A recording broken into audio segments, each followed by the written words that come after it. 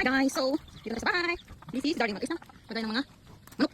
Okay guys, I will show you. Pagkatapos natin sa payuka, dito na sa aming bahay. Di ba nagiyakan natin ng mga baboy. So syempre, pwede kain tayo ng saging. Gutom ako guys, gutom na. Ito yung aking. Pagkatapos natin guys na kalabasa. Tantaran, dami ng kalabasa ko. Tatlo yan guys. I will show you. Ito yung aking, hindi tayo mga potato. Tomato.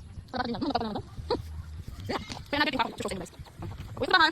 Magdito ako ng aking alam. Dito sa likod namin guys. Ginawan ko siya ng parang ganyan. Tapos dito, nagtanim ako ng mga ano to? Eggplant. Anong eggplant guys? Guys, ano ang eggplant? Yan, nagtanim ako ng eggplant. Ang eggplant? Ang eggplant guys? Talong, ayun. Yan. Yan. Ito yung bahay namin guys. Nagtanim tayo ng eggplant. Oh, beautiful. Ang ganda. Ang laki na. Dito naman sa kalahati guys, nagtanim tayo ng malunggay. So buhay na siya. Tapos, last 2 days ago, nagtanim naman ako dito ng okra. Let's see, may nakasilip. Kita niyo yan? Kita niyo yan? Yeah, it's okra. Itong kalahating to okra ang tinanim ko guys. 3 days ago. Ano naman akong pagkain. Dami kang ginagawa. Yan.